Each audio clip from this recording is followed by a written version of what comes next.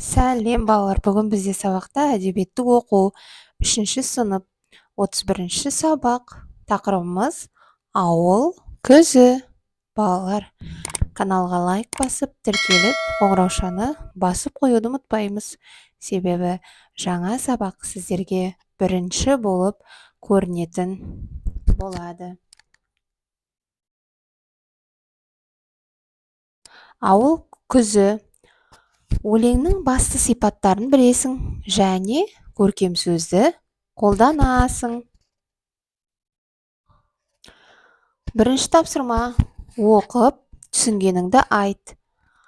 Қара сөз мәтініндегі көркем ой өлең арқылы да беріледі.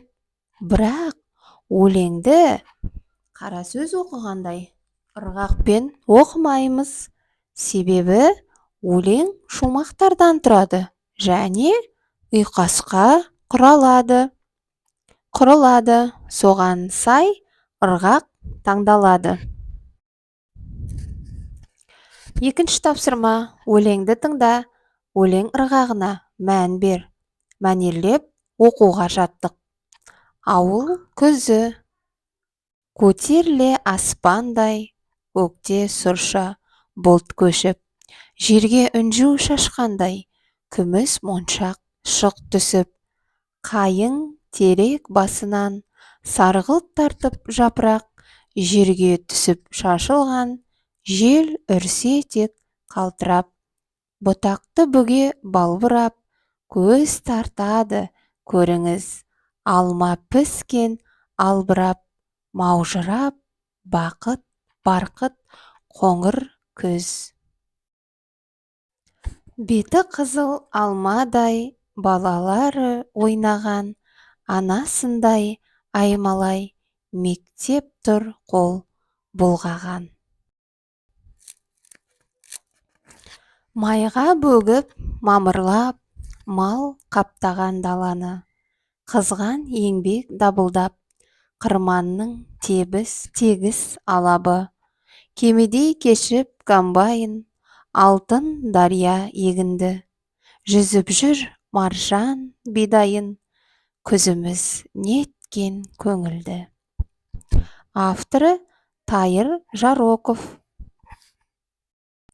Балалар, енді ережені мұқият тыңдаймыз. Теңеу де бейнелі сөзге жатады. Оның эпитеттен айырмашылығы бар. Теңеу көбіне дай, дей, тай, тей жұрнақтары немесе бейне, тәрізді, сияқты деген сөздер арқылы жасалады. Балалар, енді 3-ші тапсырма: түсініп оқы.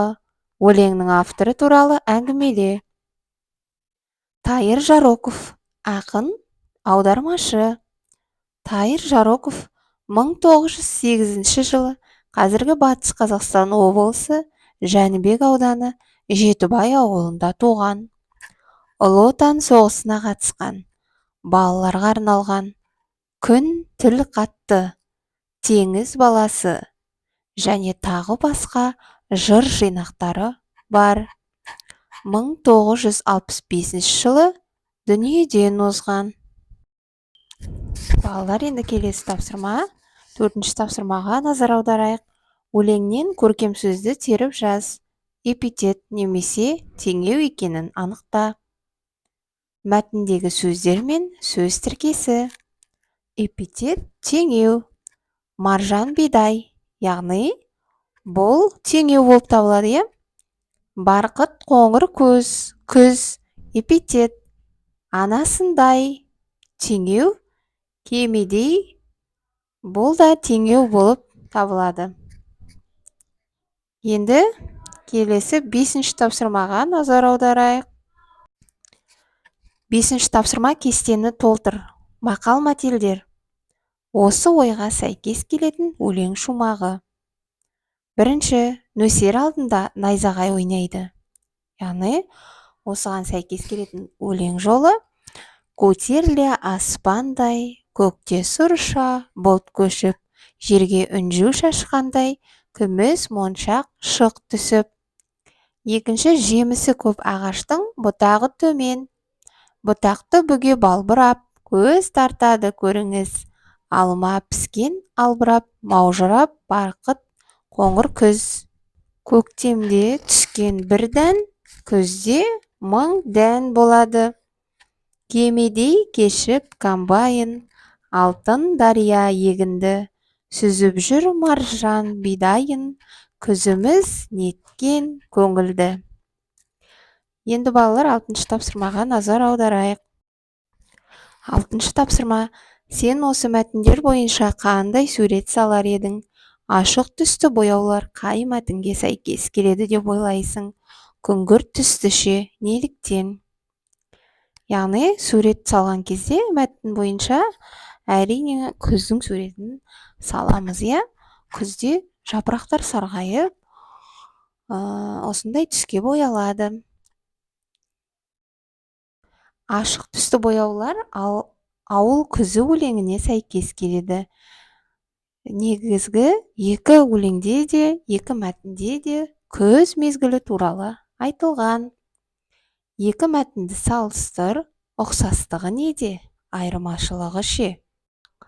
Мәтіндердің айырмашылығы бірі мәтін, ал екіншісі өлең болып табылады, иә? Ұқсастығы екі мәтінде де, яғни күз туралы айтылған. Ал айырмашылығы бірінші мәтінде күз мезгілі туралы ол сипатталса, ал екінші мәтінде көбіне ауылдың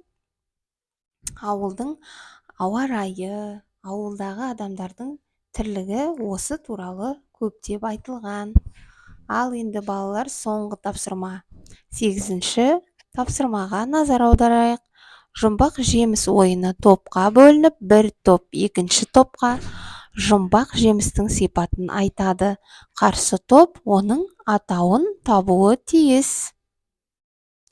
Алматыда өседі домалақ, дәмі тіл үйрер. Бұның жауабы апорт алмасы. Алматыда өседі домалақ, дәмі тіл үйрер. Апорт алмасы. Сары түсті сопақша сүйектерді қатайтар. Бұның жауабы қандай жеміс? Банан. Сары түсті сопақша сүйектерді қатайтар. Банан. Майда, қызыл, қышқыл, тәтті. Бұл қандай жеміс? Шие. Балалар, осымен бүгінгі біздің сабағымыз аяқталды. Сау болыңыздар.